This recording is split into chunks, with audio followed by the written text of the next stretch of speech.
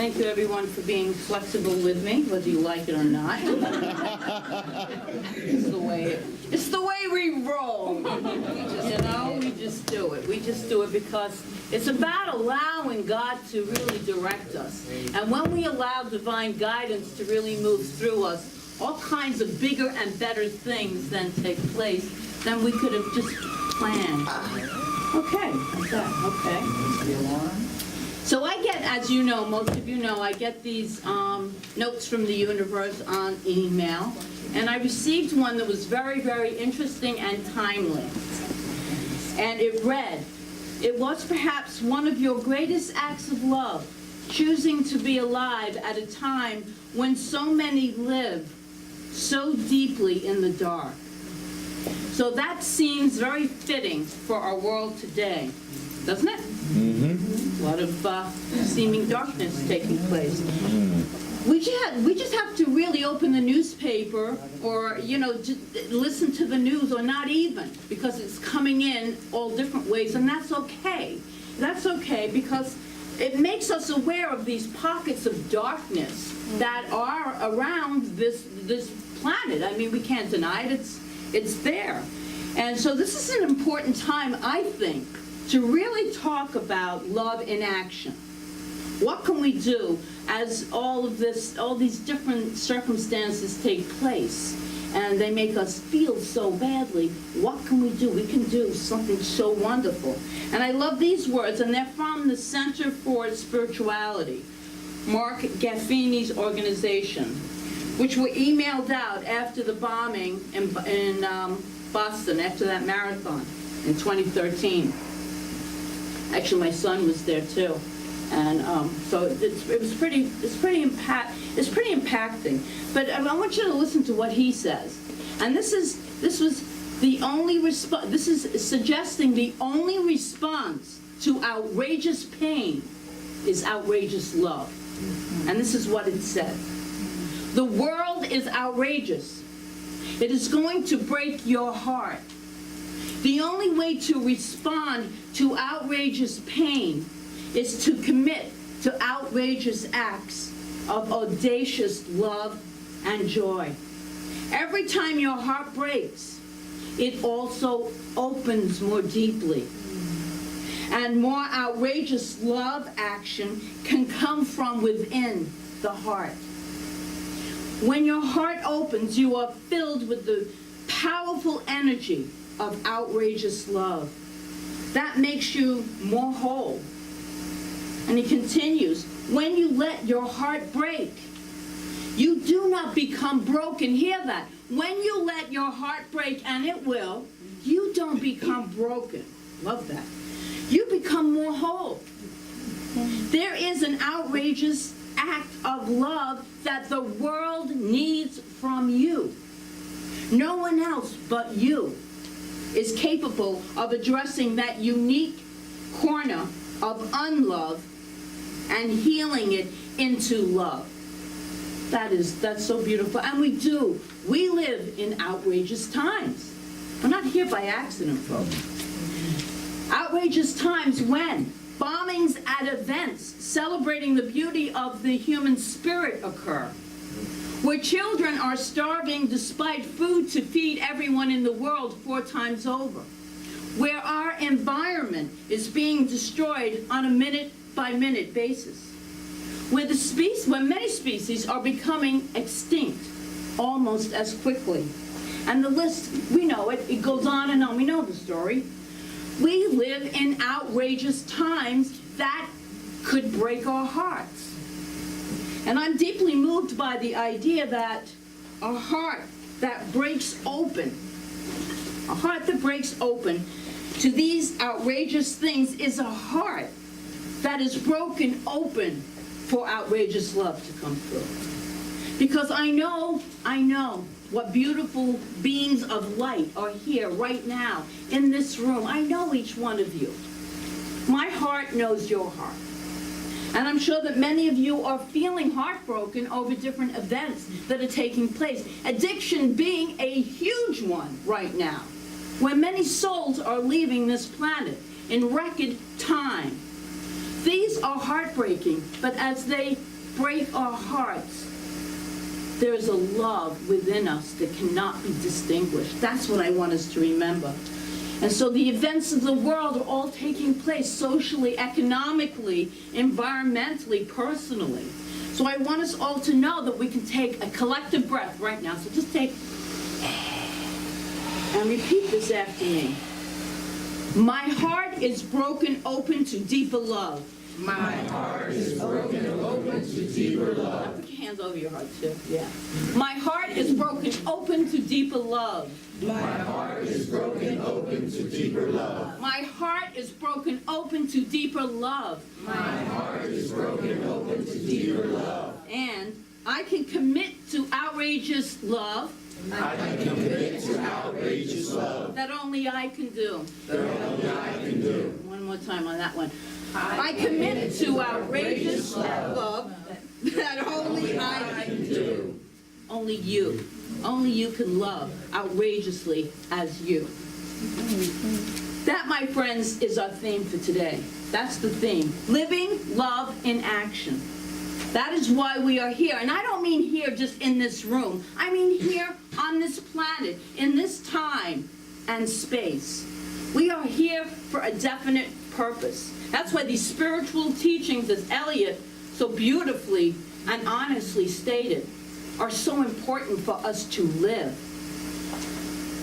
And I think today, being Palm Sunday, is appropriate because it's about the love that Jesus had.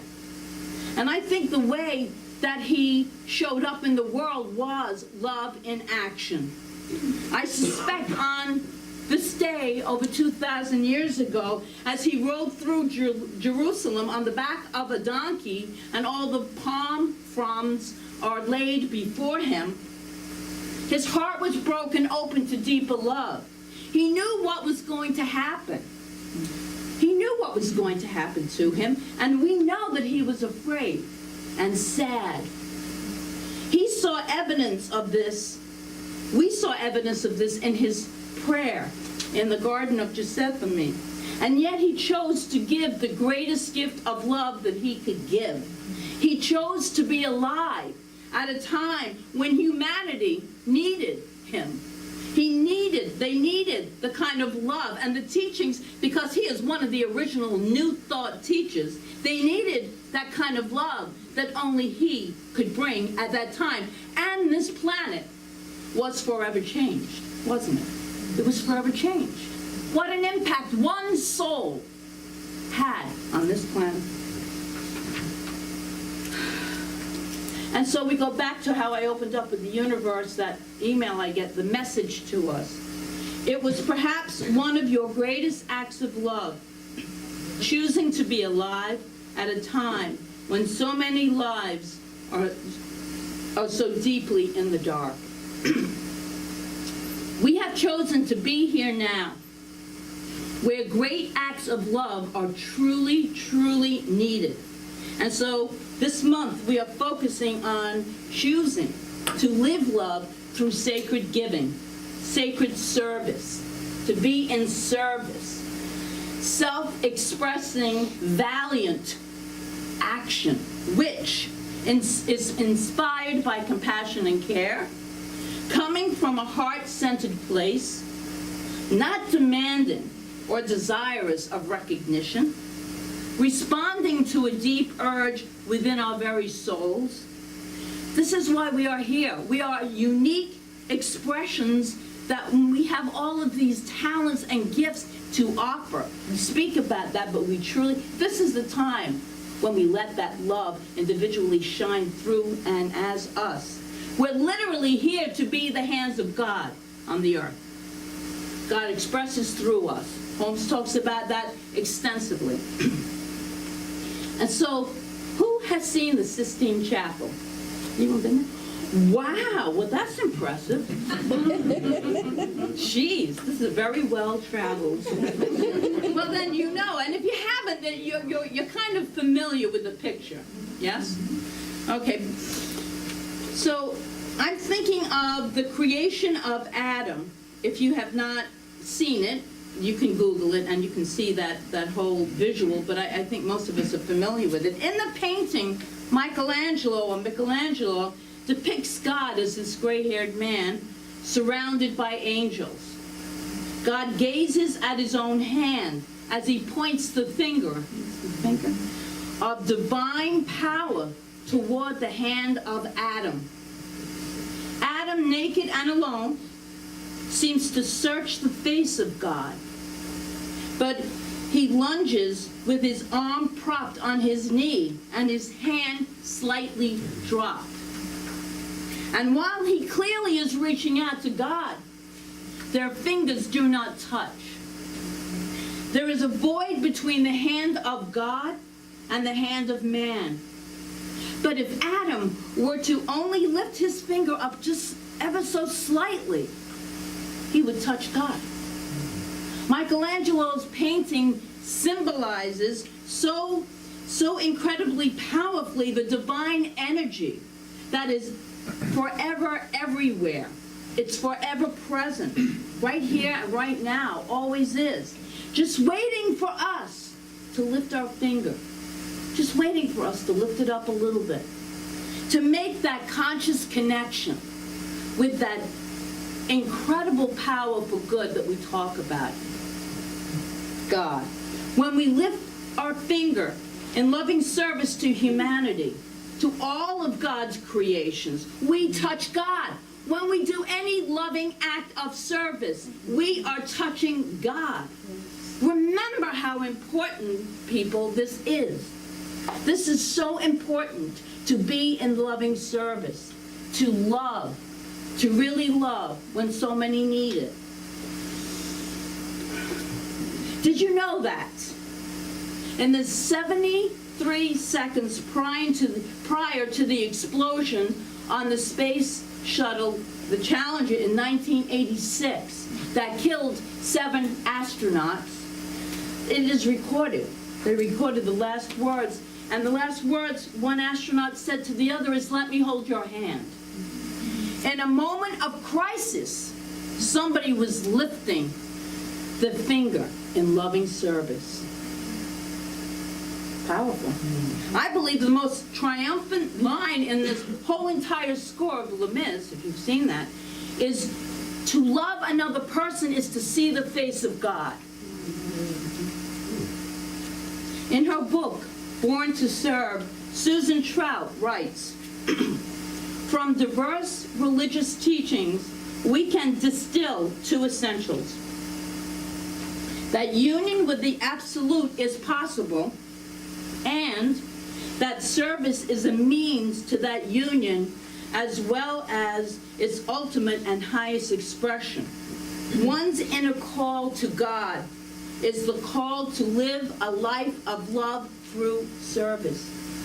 You ever see 3-year-olds? All they want to do is help. Can I help? Can I help? They want to help. They want to help whatever is going on. They want to help because it is inherent in each and every one of us. But we've closed that down over our lives. But it is a natural impulse of the human being to help.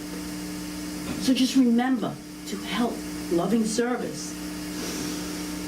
We each have a loving call to live our life in that love. We're here to serve humanity at a deeper depth than maybe we're even aware of. This is who we came here to be. We're here, like I said before, not by accident. We're here at this appointed time and place and space to be the love that this planet so desperately needs. And that's what Jesus came here to do. And that is who he came here to be. He came here to be love. And I believe that at this evolutionary juncture of our souls, outrageous events in the world today occur so that we can answer the call. It's in our face. We have the choice to answer the call. We will evolve, I believe, to the point where we won't need outrageous events to break our hearts open to the call of loving service. Because they will be wide open on their own. But right now, we need to be that loving kindness. We need to be the love. Truly doing those kind acts. Being the love itself. And how do I know that we need them? It's very simple to figure out because they're still happening. They're still happening. So today, let us live in outrageous love for all of humanity and all of God's creation, including Mother Earth. And I want to focus for a few minutes. I know Earth Day is not until the middle of April, but I want to focus on this Mother Earth. Because there's a critical need for love in action to be sent her way. Every day ought to be a day we love in action. And we lift that finger. We reach our hand in service, in loving serva, as it's called, toward Mother Earth, which is the very body of God. In Science of Mind, Ernest Holmes writes, spiritual wisdom that God manifests through everything, that all is divinity, and that nature herself is the body of God. And the time has come for us to think anew. How do we relate to the sacred Mother Earth on a daily basis? What does Jesus say about the change or switching to a new way of having ideas, a new way of doing things? He says, if you are not catching fish on one side of the boat, try the other side. To remember. He said, open your minds. Open your minds. And there is more than one way to do something. It's infinite. There are infinite possibilities. I cannot possibly suggest what Jesus would do if he were alive here today on this planet, but I suspect that being a healer, he would help the poor nations of the world that are disappearing because of the rising seas. I suspect that he would save the endangered species of all kinds, restore forests and wetlands to health, prevent the ice caps from melting. I think he would say, put your net on the other side of the boat. That's what I think he would say, being a healer. When what you do isn't working, just go to the other side of the boat. There are abundant resources. Let us remember that. You just have to think creatively, in a new way. Fishing this is a great metaphor to doing it differently when the old way is not working. So my question to each of you this morning is, how can we live love in action in new and different ways for one another and for our environment? So here's a small start. Tomorrow or today is a beautiful day to do it. Just go and stand outside, away from buildings. Just stand outside in nature and feel it. You can feel the presence of Mother Earth and Father Sky. You can feel it. And allow yourself to realize that you are part of something that is majestic, magical, mysterious. That's what we're all a part of. You are one with all of creation. That's what is meant by the oneness. We are one with all that is. All of it. Fall in love with it anew. Because we can't destroy that which we truly love. Can't happen. Remember that. Mm-hmm. And when you have a new level of understanding, invite a new way of relating to Mother Earth and all of life in self-expressing valiant action, in that service, that loving service, in outrageous love. And ask it to come forth in you. It will. It is your natural, truly your natural state of being. And so I have a short story to do because we have our ceremony, but this story is pretty cool. So this might inspire you. There was once a man who had just turned 90 years of age, and he was seen the day after his birthday in his front yard with a shovel in his hand, and he was planting a row of young peach trees. A 30-year-old, maybe you've heard it, a 30-year-old neighbor came out, and out of curiosity, he came outside and asked him, "You really expect to eat those peaches years from now from all these young trees?" And the old man leaned on his shovel and smiled, and he said, "All of my life I have been eating peaches from trees that other people have planted. Now I am planting these trees so that someday someone else will enjoy the benefits of what I have done this day." So let us, this day, make some decisions anew to be outrageous love, to Mother Earth, Father Sky, and to all of humanity. And so say with me, hand over your heart again. My heart is broken open to deeper love. My heart is broken open to deeper love. Say it together. My heart is broken open to deeper love. My heart is broken open to deeper love. And I commit acts of outrageous love. And I commit acts of outrageous love That only I can do. that only I can do. And so it is. And so it is. Let's take a breath, because we're just segueing into part 2, our rose ceremony.